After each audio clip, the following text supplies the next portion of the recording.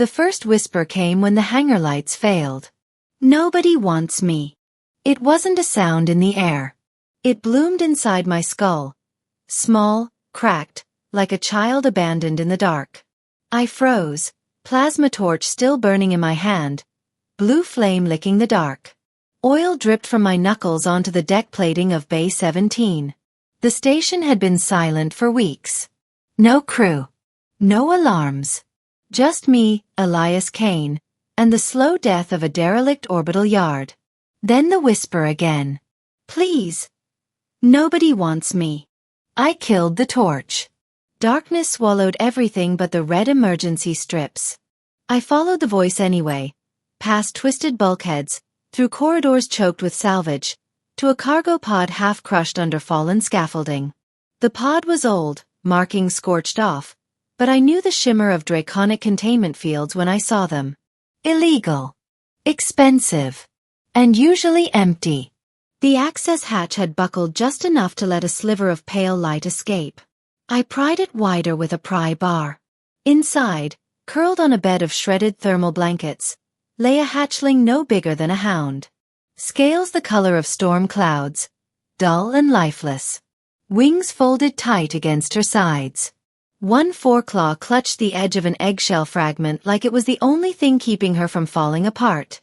Her eyes opened, golden, slit-pupilled, wide with terror.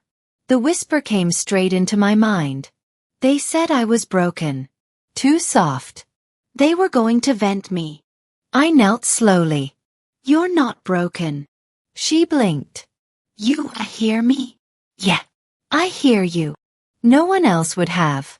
The telepathic bond was supposed to be impossible without surgical implants.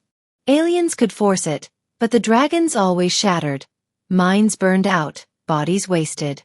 Humans were different. We felt too much. Too deeply. The Accord had labeled that defect long ago. She uncurled a fraction. They call me defective.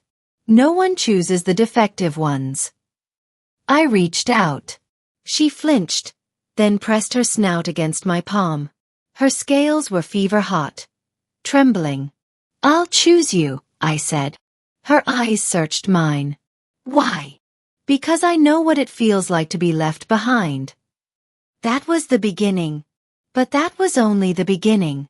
I named her Lyra.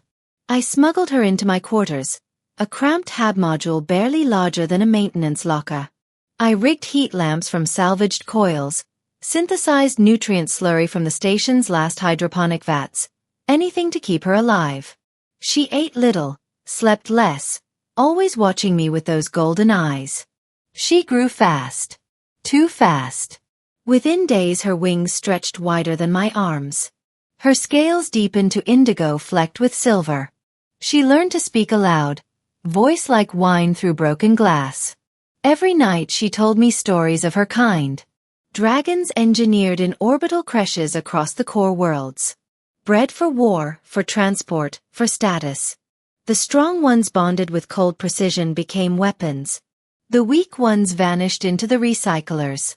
I feel everything, she said one shift, curled beside my bunk. Pain. Fear. Love. It hurts. I understood hurt. I had lost my daughter Mira, 7 years earlier. A pirate raid on a civilian convoy. She was 9. I was on the far side of the system, repairing engines for the fleet that never arrived in time. After that, I stopped letting myself feel much of anything. Lyra changed that. She nudged my hand with her snout. Your heart is loud. Like mine. I smiled despite myself. Guess we're both defective. She chirped softly. Her version of laughter. But the galaxy doesn't forgive defects. Word reached the black markets. Smugglers came first. 3 of them, armed with shock lances and greedy eyes. They wanted her for the pits on Vega Prime.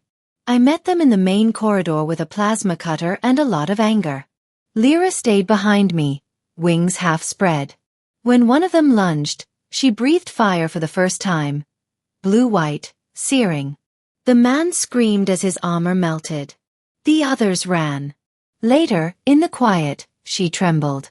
I hurt him. I'm a monster. I knelt beside her. You protected us. That's not monstrous. She pressed against me. I don't want to be alone again. You won't be. But the hunters kept coming. The Accord sent a full strike team next. They breached the outer hull at 0400 station time. Alarms wailed. Red lights pulsing. I barricaded us in the engineering core, behind blast doors I had welded shut. Lyra had grown larger still, almost the size of a dropship now. Her voice thundered in my mind. They will kill us. I know. I can fight. You shouldn't have to. But she did. When the breaching charge blew the door inward, she roared, a sound that rattled every loose panel on the deck. Flame erupted from her jaws, turning armor to slag. I fired my service pistol, covering her flank. We held them for minutes that felt like hours. Then the lieutenant stepped through the smoke. Visor down, voice calm through his helmet speakers. Stand down, human. The creature is Accord property.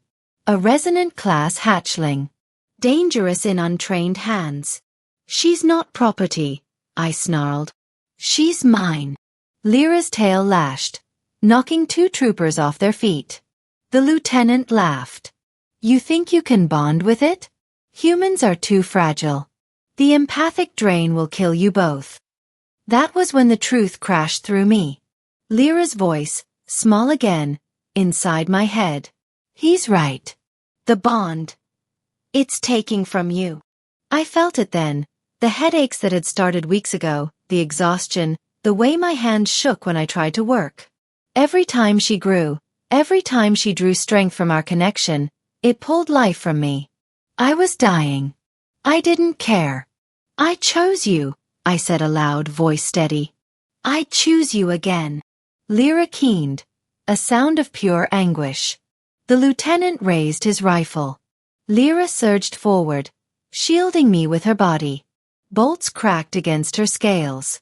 She screamed, not in pain, but in fury. And something broke open inside me. Not fear. Not anger. Love. Raw, stupid, human love. The bond ignited. Bright. Blinding.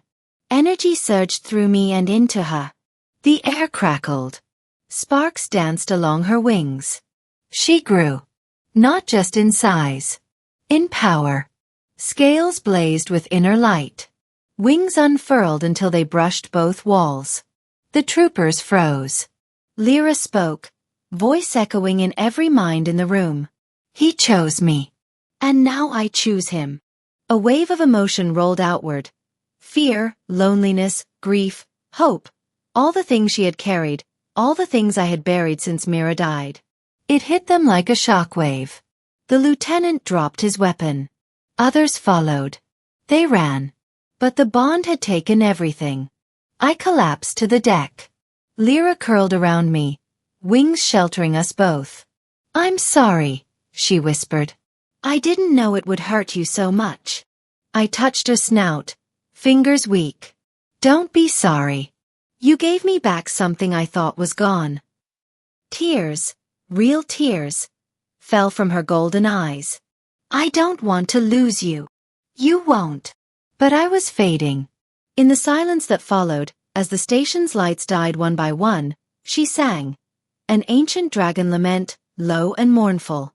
I listened until darkness closed in. Then warmth returned. I opened my eyes to soft blue light. Lyra lay beside me, smaller now, as if she had poured every scrap of her strength back into me. Her scales had dulled again. Wings drooped. But she breathed. The bond had reversed. She had given everything to save me. I sat up slowly. Lyra. She lifted her head. You're still here. So are you. We stayed like that a long time. 2 broken things holding each other together. Eventually I salvaged a shuttle from the lower bays. We left the station behind, engines flaring toward the uncharted sectors. Places the Accord hadn't claimed yet. Places where a human and a dragon could disappear. She rested her head across my lap as I piloted. Nobody wanted me, she said softly. I smiled, hand on her neck. Somebody does now. And that was enough. But that was only the beginning.